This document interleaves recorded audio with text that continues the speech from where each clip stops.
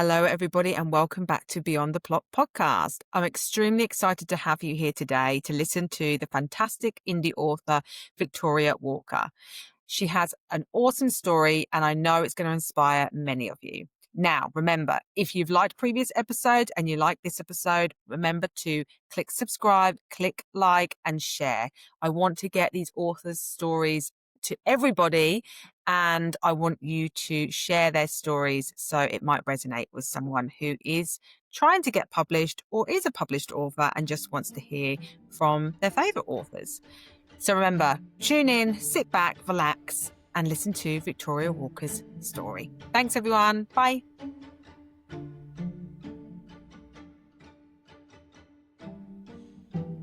Hi, Victoria. Thank you so much for being on the podcast today. Oh, thanks for having me. It's really exciting. Yeah, I'm super excited to have you. So appreciate you joining and being a guest. So for those listeners that might not be aware of who you are, can you just give us a brief introduction about yourself? So I write contemporary romance. I'm indie published, and my best-selling series is a set of 5 books set in Iceland. It did start out with 1, and now it's 5. And I also Oh. have written small-town romance set in Middle England. Amazing. So let's go. I always like to go back a little bit around like when did the writing journey begin for you? So would love to just hear what that looked like or where did it start for you? I think I started thinking I was going to write a book probably about 15 years ago, and I started just writing like really awful. I'm sure it's the same for everybody. Really awful things that I'm never going to look at again. And I didn't really know where I was heading. I just knew I wanted to write a book. And it was around the time there was lots of people writing New York romances, things like that. Like I loved Miranda Dickinson's first book. Yeah. And that I just thought, oh wow, I'd never read anything as kind of cool as that and set in New York. But I hadn't been to New York, and I just felt like that was never going to happen. So where could it be set anyway? We went on holiday to Iceland, and that was kind of the spark. I thought I Wow. could definitely write a romance book set here. It just had all the right feels. So I just spent, I don't know, 3 or 4 years just bashing out this this book. I probably wrote it about 3 times, 4 times maybe, until I felt like it was a proper story that, people could read. Yeah. So had you do you have a love for reading and that's where kind of the writing stemmed from, that you had all these ideas and you thought, "Hey, I want to put this down on paper and see what I can come up with." Yeah, definitely. I grew up reading Enid Blyton, like Yeah. almost just solidly. Um, and then my mum used to be in this book club, a romance book club, and so she'd get these books through the post, and I used to sneak them away and read those. So it's mainly things like Danielle Steele and Oh, yes, love. Yeah, Julie love Cooper and Danielle all that Steel. kind of thing. Yes. I was reading those when I was a teenager, um, and and that I suppose that was where my love of romance came from. And it wasn't really until I was probably in my late 20s that chick lit Mm, came to be a huge thing. And Bridget Jones probably started that off. And I just thought, oh, it just felt amazing that there were these kind of very contemporary books that were full of people like my age. And, and then that was when I just thought, actually, I could probably do this. I just had, it was the first time I'd really thought that I could. Because I yeah. suppose when I was younger, I don't know, it seemed like a lot to write a Julie Cooper kind of book. Just seemed Yeah. quite an attainable goal, really. So I never really tried. But I think even from when I was young, I used to write a lot of stories. And when I was a teenager, me and my friends used to like write stories for each other about boys we fancied. I love that. We burned them all, but that was good fun. So I suppose it's just always been part of my life, really. You were meant to write books and, get them published. So you said you went to Iceland. Was it something there that stemmed, "Oh, I'm gonna write a book about this place," or did you go there thinking, "Okay, that's gonna be my setting for my first book"? I think it was really that we went there. We were going anyway, and we wanted to go for a long time, and I didn't expect it to feel like it did. Like all the, because we went in the middle of winter, which in hindsight was just really silly because we could have got stuck there. And we went in January. It was a terrible idea, but we were quite lucky and it just rained. But it was just cozy. It's like really cozy, Yeah. but with the like hot pools, it just kind of makes it feel even more cozy. And then um, there's twinkly lights everywhere because in the winter, the Icelandic people, they just have fairy lights everywhere Oh, because it's sounds like a dark all the time. dream. So it just felt really kind of romantic and dreamy. And even though it was chucking it down with rain for 3 days, it didn't matter because it just had that kind Yeah. of really great feel. And then it wasn't really till I got home that I thought, oh, I think this is what I'm going to write. It Yeah. really, made me. It really was the thing. I just thought, this is it now. I've got my idea. But it had taken a long time to get there. Um, and I think it's the setting and the place, the sense of place that is probably in all of the books that I've written since, which was kind of missing from what I was writing before Mhm. that. Yeah, yeah. And they say sometimes it takes that little bit to get a niche, right? To start writing about something that you're passionate about. And that's when it can really turn into something that you just focus on. What do I love? And then that comes out when you put those words, you write those words down. Um, and that's transpired into 5 books. So you're obviously doing something right. There's Yeah, obviously a market for it. oh, there is, and I probably had underestimated how much people might love Iceland. Like Yeah. I just thought of it in the beginning as just somewhere nice to set the books, Hmm. but really that is what people love about them. And it's everyone says when you're writing books, everyone's saying, "Oh, you need a hook. What's your hook?"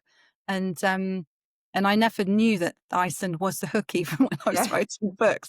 And it's only now that I know that, Yeah. which is quite interesting. Um, and because I kind of concurrently wrote my other series, which is set in England, which Yeah. obviously doesn't have that same hook.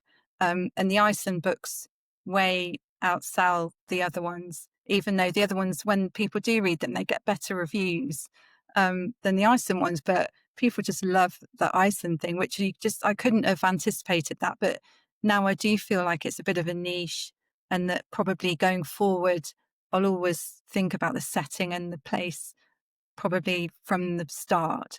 Yeah. And I think like your covers attract and pull people into the story because it seems magical just looking at the cover picture, right? And so then you think, Yeah. oh, I want to delve into that and actually experience what that feels like. And by the sounds of it, I've never been, but it sounds magical. A fairy lights everywhere are my dream. So I think they can make anything look magical, right? So add some cold and some snow in there, and that's Yeah, definitely. coziness.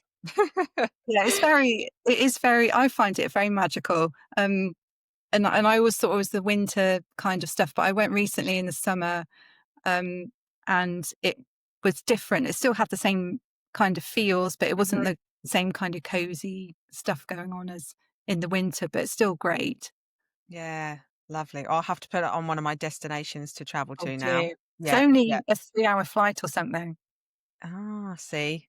The less Yeah. time on the plane is better for me, so I'm definitely putting on a destination that I wanna go to now. Um, and so you've got your 5th book coming out in the next few days, really. I Yeah. would love, because you mentioned at the start that you're indie published, so for those individuals listening, it's independent published, you publish through yourself. What made you go down that route versus to the traditional publishing route? Well, I did. I can't be. I can't lie because Yeah. I don't. I'd love to be able to say I always wanted to indie publish. That was my dream. And actually, I'm one of those people who did it thinking it was like a second best option, Okay. because I tried everything to get trad published. I sent Yeah. that first book everywhere, and in hindsight, it just wasn't ready. Yeah. Um, and so by the time I realised that, everyone had seen it, and I'd been rejected, obviously, and so it was just too late. And then a friend of mine in the RNA, she had indie published, and she was doing really well, and I just was quite astonished that at how, well, I say easy, how accessible it is to Mhm. do it yourself. Yeah. Uh, and so I just thought, well, I've got nothing to lose because book had been everywhere and nobody wanted it. Yeah. So that was what I decided to do. just to see really. And I'm so happy that I did. I wouldn't look I wouldn't do anything differently now. I feel really lucky that you know, kind of backup plan Yeah. really worked out for me. So yeah, I'm just thrilled, and I love the indie kind of group that Yeah. of all the people that I know are so supportive. It's very different. I mean, all in general, all the authors that I know are so supportive, particularly in the RNA. Um, Mhm. it's amazing. But I think that it's a very different journey that you go on if you're indie published, and Yeah. you don't have that kind of instant validation of having a publisher say they love your book or anything like that. You have to kind of have the faith yourself. Yes. Um, and I think that because it's like a kind of a tough journey in that sense, you've got to have this belief and really do all the work yourself. Yeah. I think that it brings all of us together, and we're all very honest about how we're doing, what we do, all Yeah. of that. Whereas I think still in the trad sphere, there's quite a lot of mystery around it. People are Yeah. less likely to talk about how they're doing. And I love the kind of camaraderie of it, which is yeah, one of my favorite things. Yeah, and I think nowadays more and more people are indie published. Even those established authors, I think it's more accessible now with social media and being able to create a platform for yourself, and people are more accepting, right? They Yeah, actually see it as a first choice now because it's a big process to get traditionally published. And like you said, it's if you attempt time after time after time, it can be a little bit disheartening. And then it's kind of, you start questioning yourself when actually there's probably so many manuscripts that come across their desks that they just can't get round to, publishing everybody. And I yeah, think having a platform for indie publishers, you know, independent authors is fantastic because, like you said, you've got that community. You've got readers who absolutely love and enjoy your books.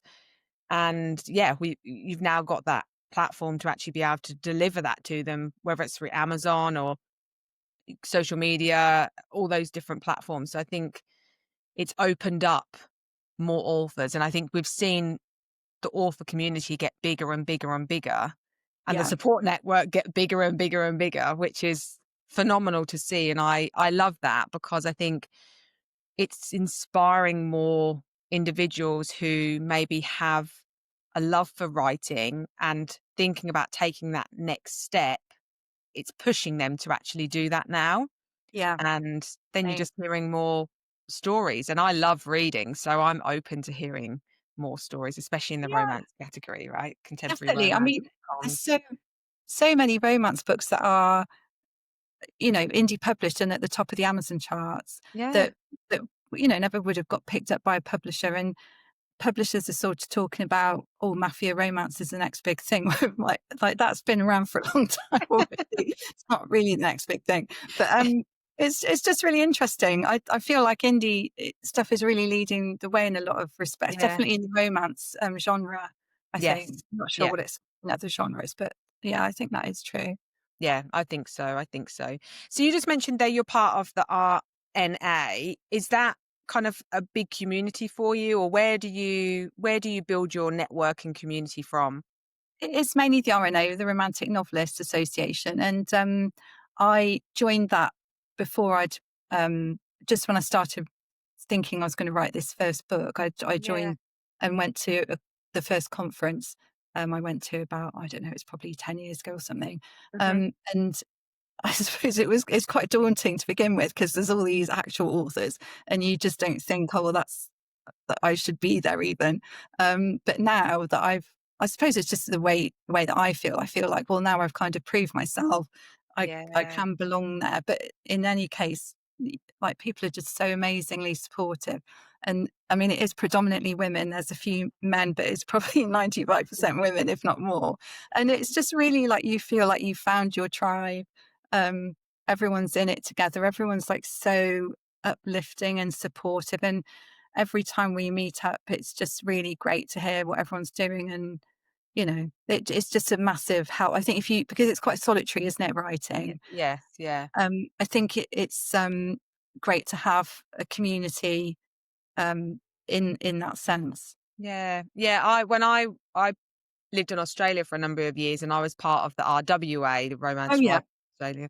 Um, and yeah, phenomenal community network event. So, and I think it's really beneficial when you're a part of an organization like that, because like you said, it can feel quite isolated at times. So just having that network and following and being able to connect with other authors um, supports you and lifts you up and gives you that encouragement that Yeah. you need, which I think is great. Yeah. And you can get a lot of opportunities through being part of something like that Yeah. as well, and Yeah. meeting, they try and put you in touch with, agents and publishers, Yeah. which can be really helpful. So, Yeah. Yeah, yeah. it's good. Yeah, I can remember they had like practice your pitch and things like that. And it's all a bit daunting at times, isn't it? Because you feel like you're It going is. for an interview. You do that, like, Okay, I've got you've to got one perform line now. to And it's really hard. It feels like a lot of pressure. yeah, yeah, Yeah. yeah. Um, so in terms of like inspiration, we've talked about you went to Iceland, that kick-started, that first novel. Who inspires you? So outside of what inspires you, who inspires you? I think with, as far as writers go, I've always really loved Marion Keyes. I just love her, just very free and easy. I'm sure it's Yeah. it's obviously very hard won a whole book that she writes. It takes her a long time, Yes. but it just comes across as just chatting, and I just love She's that. And great. so I've always found her very inspiring. And at the moment, I've just am really enjoying reading some of the like younger indie authors. I'm Yeah. having a cowboy romance phase, Oh, and okay. some of like Elsie Silver and Lila Yeah. Sage, Yeah. really enjoy their books, and I find that really inspiring because they're just doing it, and they're so young, and I I just find know. that amazing. Yeah. I typically think I'm like you. I grew up with some of the reading some of the books and following the authors that you mentioned. Love Marianne Keyes. Like followed her for years. Read heaps of her books. She's just so down to earth and she doesn't change. You listen to like interviews and she just says it how it is. And I think everyone can resonate with her quite a lot.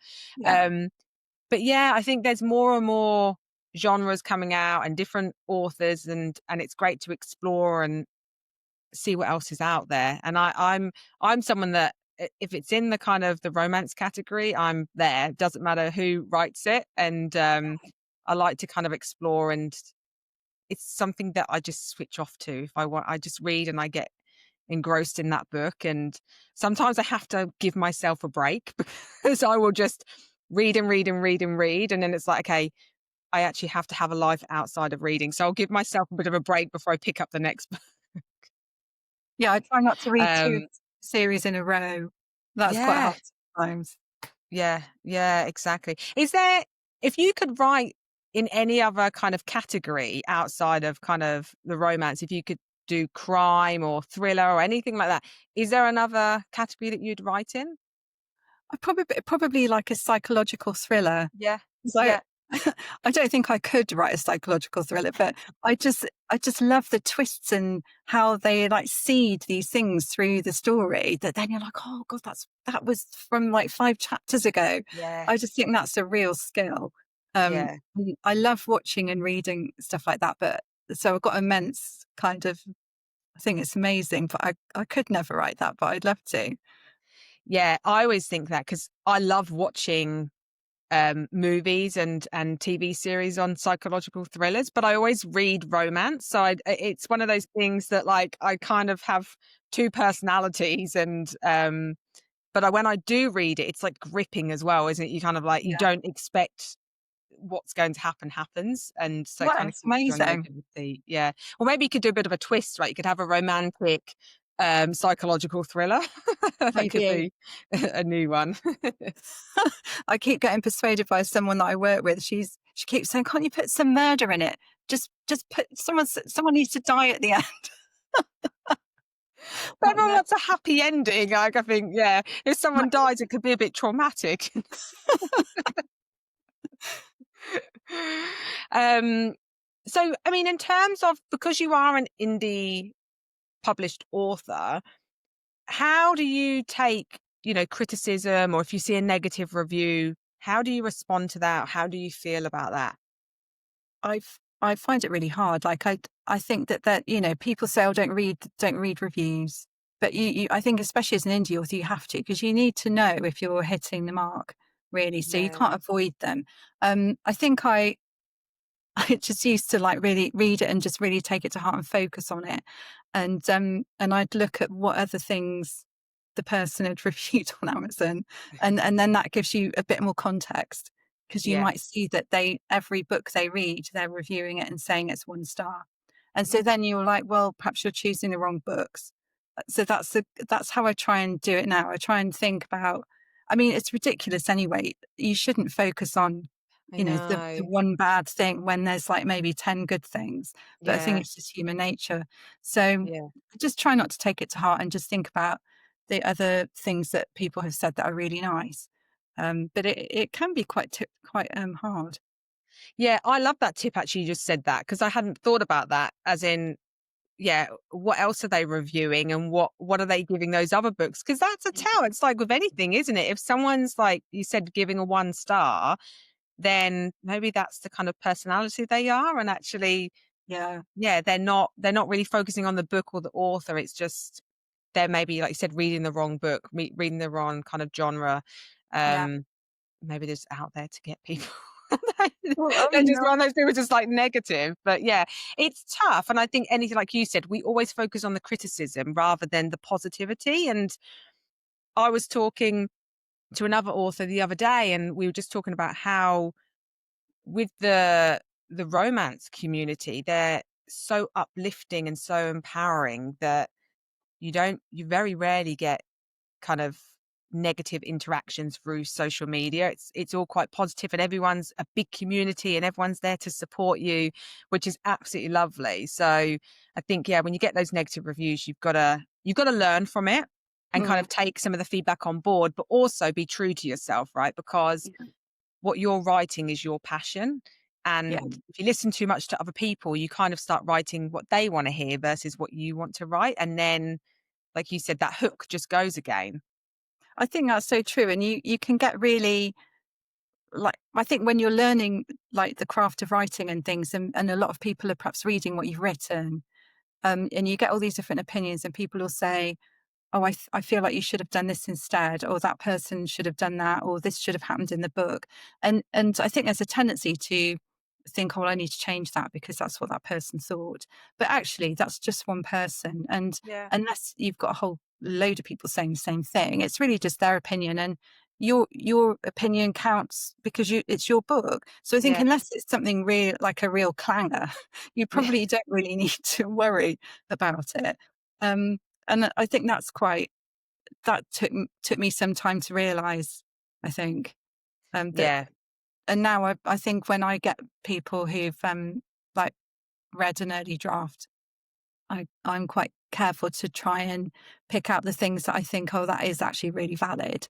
Yeah. Whereas I think this other thing, that doesn't matter because that's actually how I want it. Yeah. And I think that comes with probably experience, to just realize that a lot of it is just subjective. Mm. There's not one right way of writing the book. No. You're not gonna appeal to everybody at the end of the day. Yeah. So I think you just, yeah, have to be true to yourself and keep doing what you're doing, and it's working, right? And Yeah. yeah, I think you've hit that niche, which is fantastic.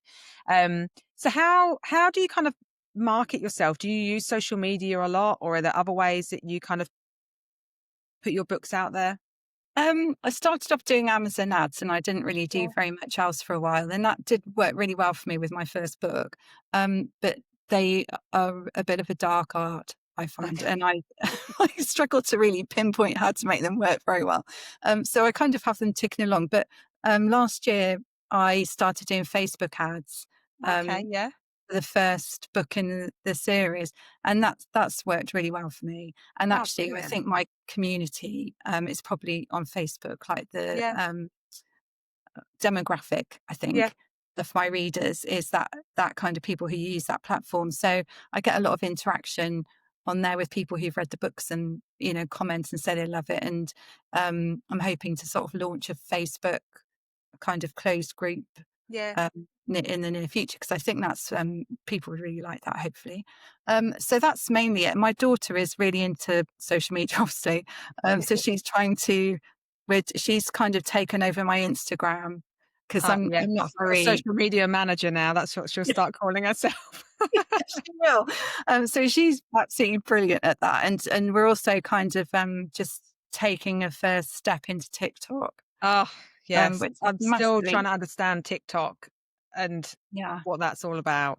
Well, it's terrifying. It is. I just feel like I'm not there. And I feel like I'm like maybe a little bit too old now to understand that. And there's so many more, individuals who I don't know what it is. They post something and you're like, how has that got like a million views? Like, but there's something appealing about it to others. I have no idea. But I yeah, have so if no you idea. crack it, share the code because I have no idea. Well, I don't know. I think the secret to most things is consistency, which I'm not really super Yeah. consistent. But I do a monthly newsletter, and I really love doing that. So I'm very Oh, consistent that's with that. great. But the Yeah. rest of it is kind of a bit hit and miss.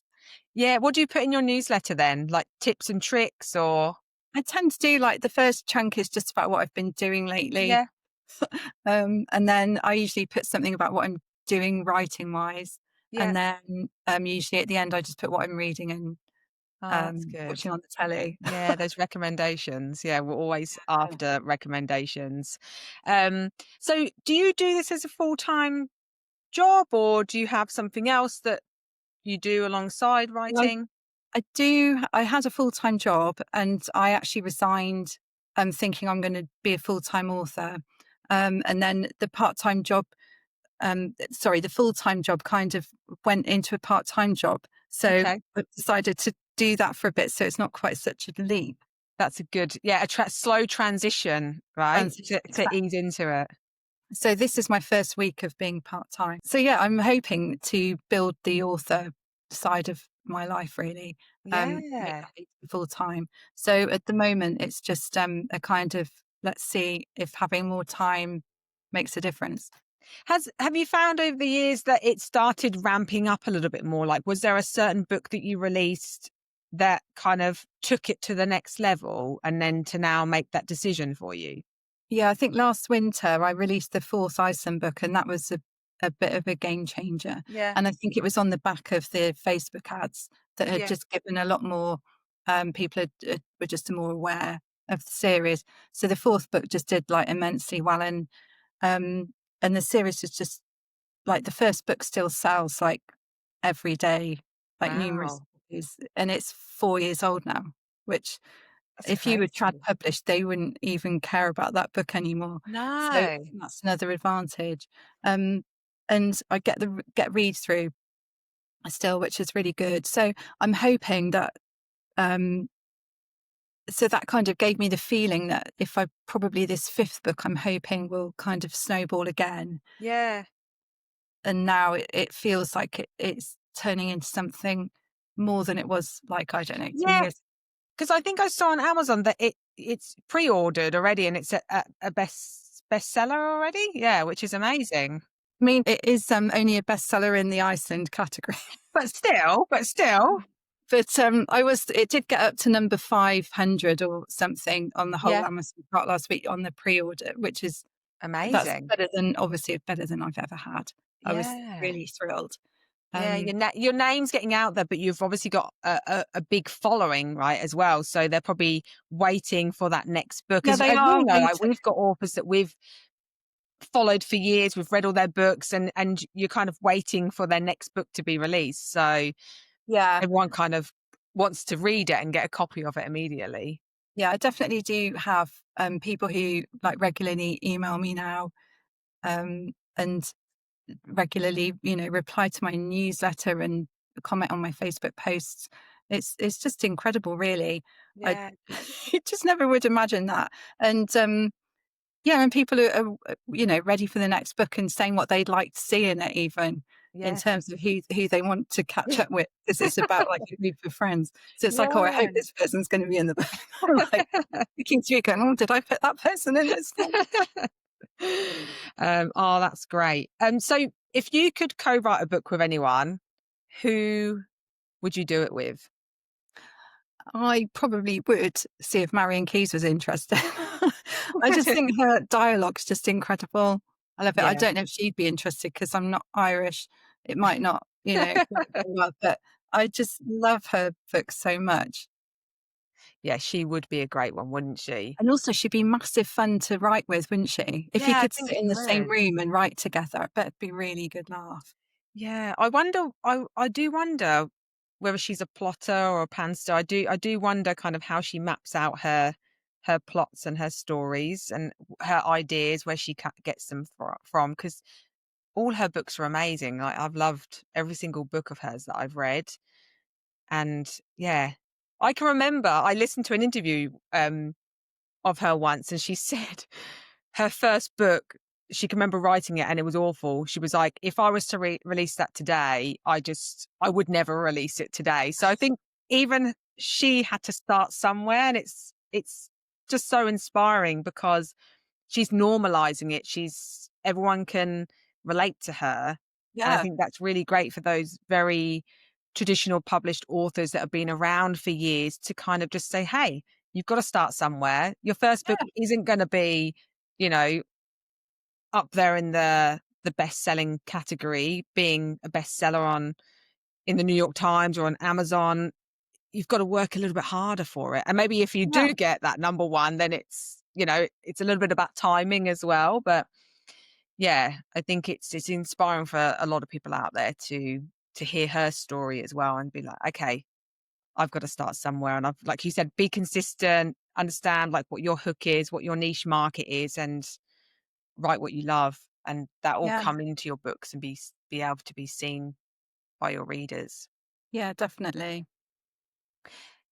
So if you could then have any of your books turned into a movie or a TV series, which one would it be and who would you cast as the lead roles or lead role?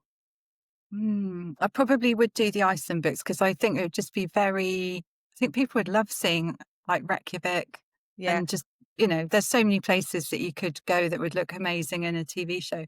And I probably would do the first book. And the hero in the first book's called Jonas, and he's a tour guide essentially. Yeah. And he's probably blonde in my head. In my head, he looks a bit like Mr. Schuster out of Glee, Oh, like okay. Yeah. blonde hair, but I Yeah. probably wouldn't have him as he No. probably wouldn't. I'm thinking Leo Woodall because he's quite of the Oh, most yeah, I do like a bit of Leo Woodall. Yeah. so I think He's if you he's getting more and more like, we're seeing him a lot more now, and yeah, I've definitely taken a shine to him. Yeah, and he was in one of I can't remember what it's called now, one of the books that got adapted into a movie, and I loved him in it, and yeah, he it's was in completely slipped my One mind. Day. Yes, that's it. Yeah, One Day. Loved him in that. Yeah, Yeah, he's got like smiley eyes, so I he think he does. would do Very very well charming. too. But I've got no idea who the girl would be.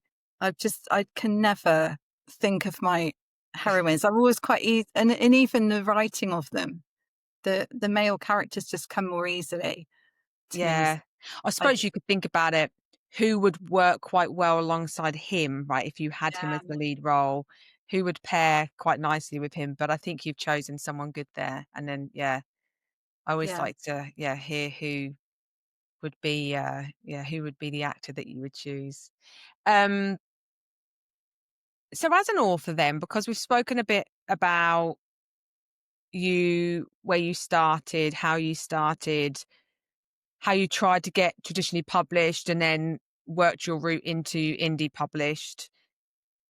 What are some of the challenges that you've faced as an author?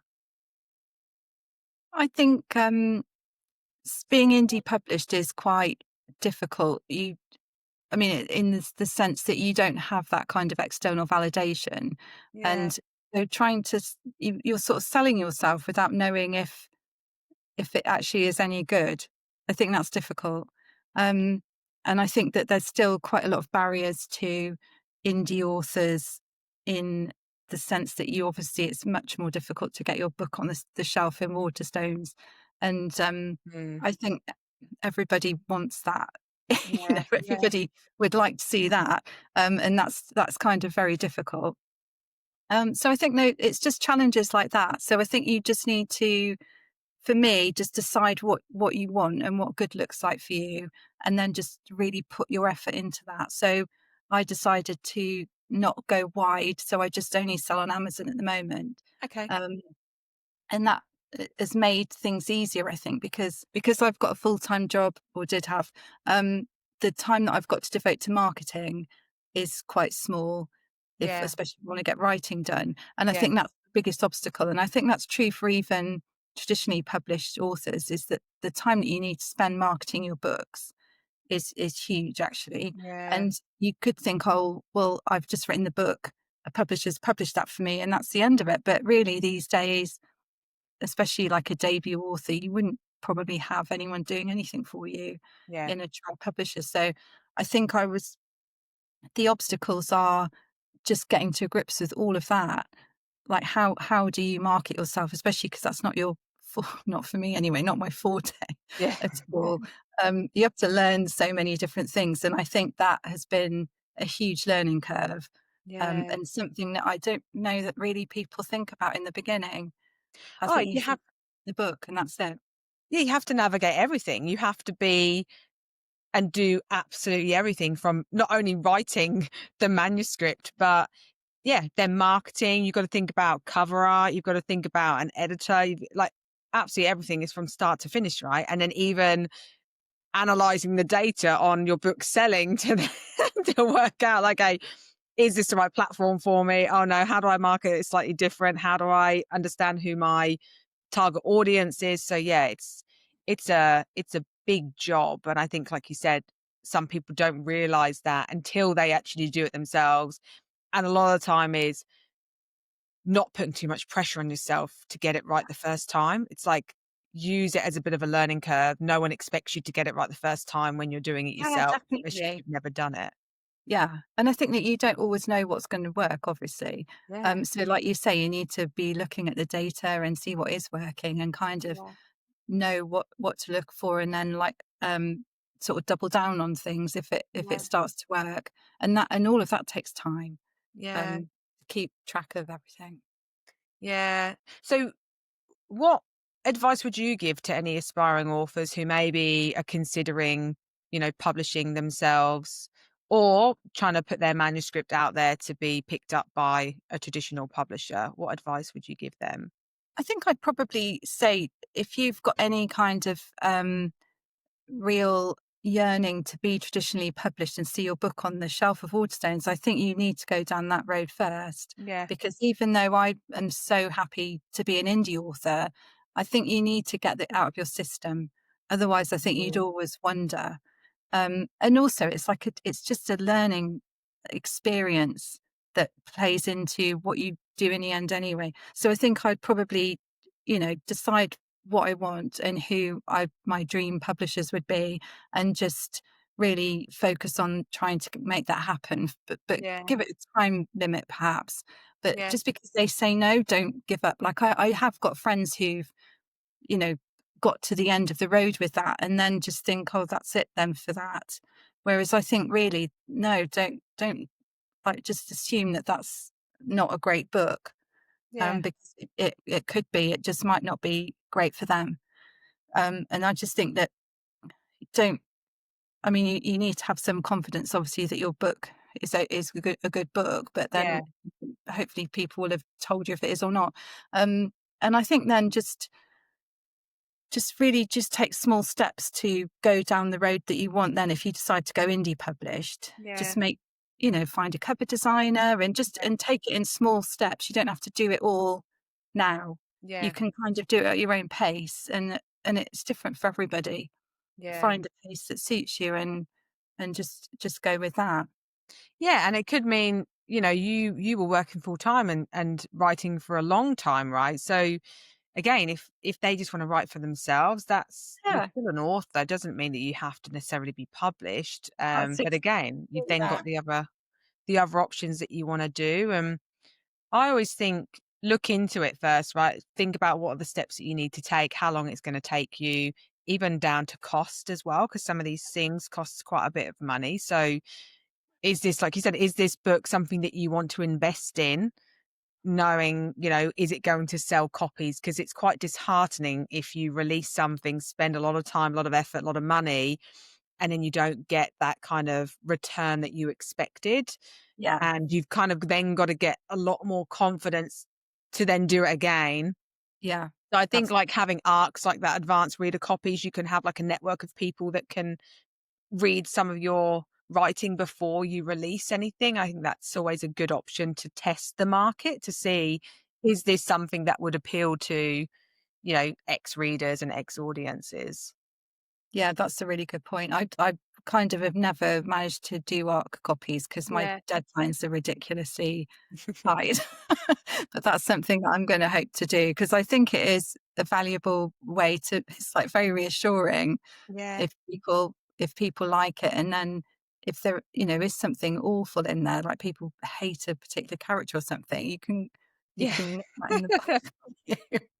And you're like, back to the drawing board, right? Okay, scrap that one off.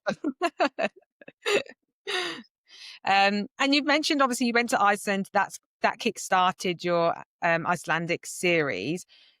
If you could write anywhere in the world, where would you write from?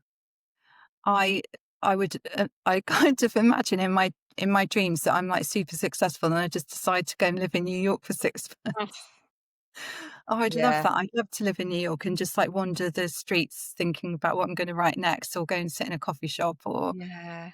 I Any am sure particular that, any season that you would want to go in? well, probably the winter. Yeah, I'm quite a wintry person, really. I like cozy. cozy, Yeah, cozy and dark and cold. yeah, yeah. I think the summer's probably quite grim in New York. It's probably too hot. Yeah, I've only been to New York once, and it was around October time, and actually it was really pleasant because it wasn't too hot and it was really nice. You could walk around and enjoy. But there is something very magical. I've always wanted to go at Christmas time and Oh, love that just, too. yeah, just go ice skating outside the Rockefeller Yeah, Center. And yeah, I think we watch so many so many movies, don't we, where they are the scenes, and then we all just magic this up that, oh, it's a fairy tale. But yeah. yeah, that's on my kind of, yeah, my list to tick off so Be I can, amazing, wouldn't it? Just like yeah. get your laptop out, do a bit of Yeah. writing. You probably Yeah. bump into about 50,000 other authors there as well, trying to get some inspiration. Probably everyone's dream place, Yeah. isn't it? Um, so outside of writing, what are some of your hobbies? I really am massively into sewing and knitting. Yeah? Yeah, I used to have a knitting shop Oh, about wow. 15 years ago or something. And I do still knit most days, but because it's quite easy to fit that in, but my sewing's kind of gone by the by while I've been writing. Yeah. But I'm, yeah, excited to pick that up again. Yeah. Before, like, now that I'm working part-time, I've got time to Yeah. do hobbies again, which is great. Well, maybe it could be something that aspires into or goes into one of your books, right? Yeah, I mean, there have been the odd person knitting, and in my latest book, the guy is actually knitting. Because in Iceland, they teach, the girls and boys, both of them learn how to knit at school. Ah, So yeah, in theory, all of them my can son knit. said that to me the other day. He's in primary school, and he said, "Did you sew in school?" And I don't think I sewed when I was in primary school.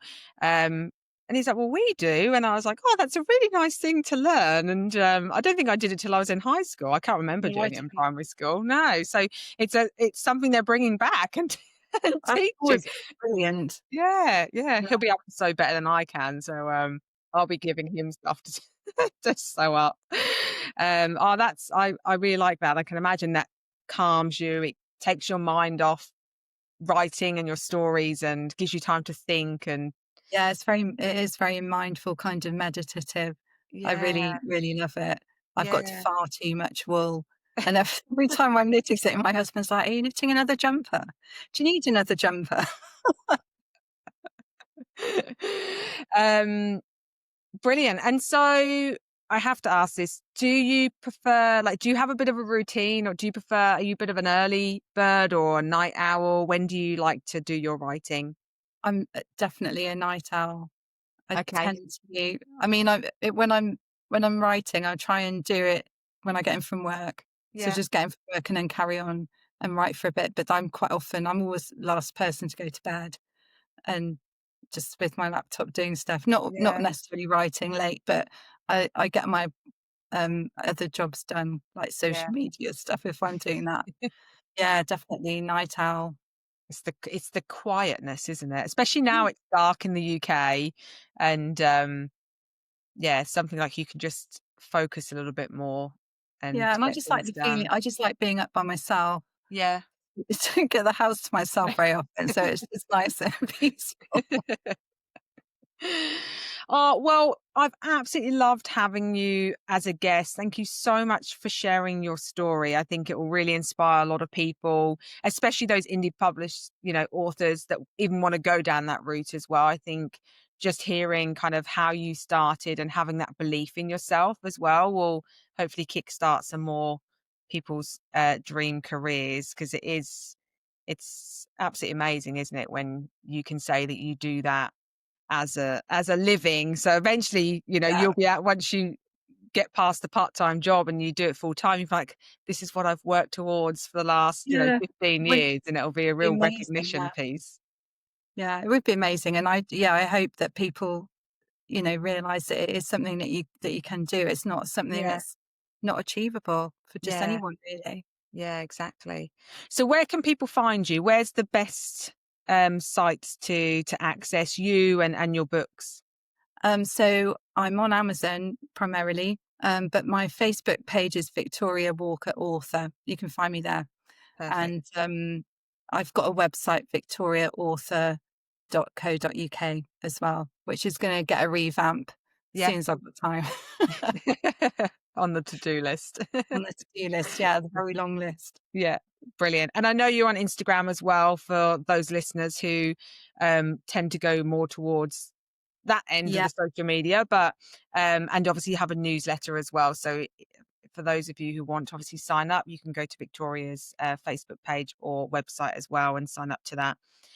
But again, thank you so, so much for being a guest. I've absolutely loved chatting to you today. So yeah. thanks so much for having me, I've really enjoyed it. Oh, perfect. Well, take care and I'll chat to you very soon. Cheers, thank you. Thanks. Bye. Bye.